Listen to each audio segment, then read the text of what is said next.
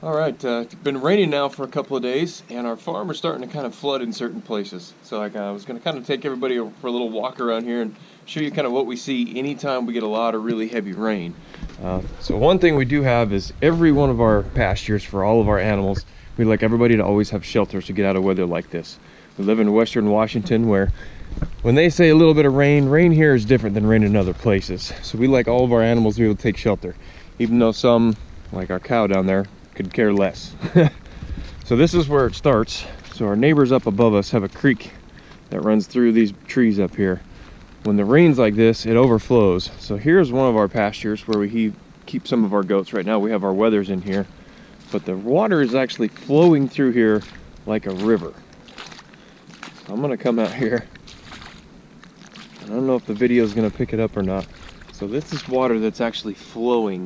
You can see all the ripples here, flowing through one of our pastures. So now this flows through here, goes through the corner of the pasture, goes out into our neighbor's pasture, and then meets back up with the creek down here. Now over here, where you can see it's starting to kind of come off in this direction, the water starts kind of seeping through and filling here, and then it goes to our little pond here. And then we're going to go out to the horse pasture out here in the distance. But then once the pond is full, it starts to fill up and overflow out into the horse pasture. And you can start to see it lake up over here. But then once that fills up and levels out, then our pond fills up and ties out here and goes out into our neighbor's pasture and goes all the way through his place and ends up in Lincoln Creek all the way down at the end. So this is just one of our pastures here. And this happens anytime we get a lot of rain. But it's flowing pretty heavy right now. We got 2 more days of rain. So it's going to be interesting this year to see how things end up.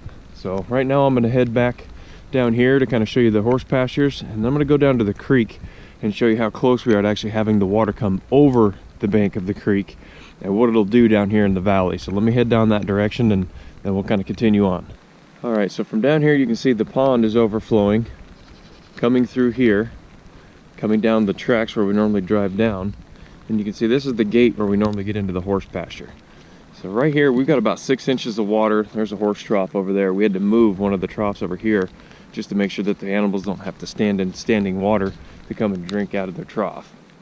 Even though they probably won't be using it, we just don't like them to be in it, and the animals don't like being in that deep mud either.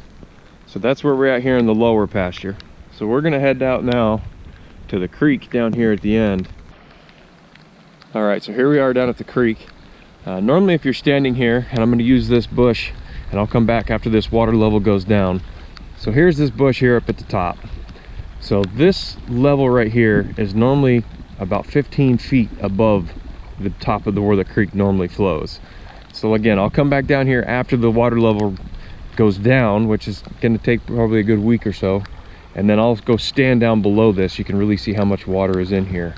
What's really crazy is if you're watching, the way this water just swells and you're getting these huge surges as it's coming along here. This is moving a lot of water, and there is a lot of force behind it. I mean, these bushes right here are normally all out of the water. So this is actually where the bank normally is over here and here. So now what the creek's doing is actually has come over the bank now, and it is flowing into our neighbors. So the creek will come through here, will flow through the neighbors, start filling up out here.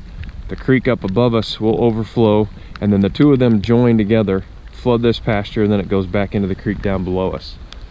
So the next 48 hours is going to be interesting because they say it's going to keep on raining, so not a whole lot more room for this creek to raise.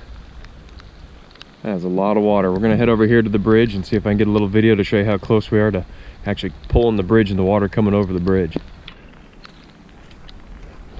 Alright, here we are at the far end of the pasture here. My dog's coming to say hello. Hi, babies. Girls are getting soaking wet out here, huh? Girls are getting soaking wet. Hi. And here comes Luna. Hi, babies. My big muddy girls. Big muddy girls. Hi, babies. So if we come over here, walk past the big brush area the goats have cleared, we're going to jump the gate here and head over to the bridge, where you can actually, as the water starts flowing under this bridge, you can actually hear it sucking air underneath it, which is pretty crazy. So let's head over here to the bridge and I'll bring the video back on. Okay, so here we are down at the bridge. So right here's the end of our main pasture here. You can see the dogs are down here joining me. This is the overflow for the creek. So the creek is down here, and this is the overflow where it comes in. So this ties into my neighbor's property. So this is his hay pasture. So you can tell right now that it almost looks like we have lakefront property.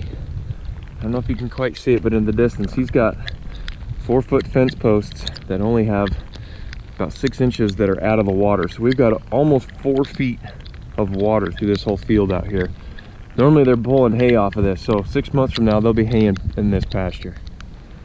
So now if we come down here, it's starting to get a little dark, so I don't know how well it's going to turn out, but so this is the bridge here that goes across Lincoln Creek. As you come up here, you can see that the water is just cruising through here. There is so much energy behind this water, it's almost scary. As you come up here, and I'm not going to spend too much time on the bridge, but if you look, the water is pushing underneath, so it's bubbling all the way up here. So this is normally where you would walk down and go down under the bridge.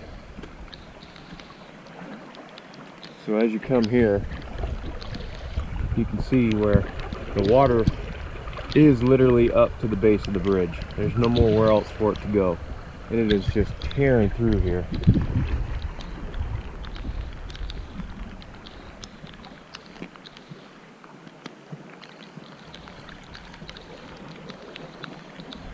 So here's the creek on the other side. You can see it's actually starting to get where it's less than a foot away from actually coming all the way up over the top of the bridge.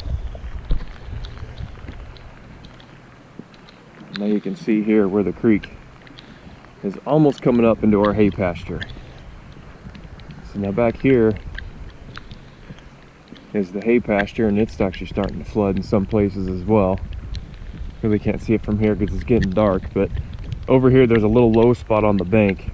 So the bank will exceed, and then it pools up the last third of our hay pasture, overflows all the way across the road, and then starts to fill up on the road on the far side. Just incredible how much water can come through this valley here in less than 24 hours. 24 hours ago, you couldn't walk down this bank and it was 10 feet down the side of the road.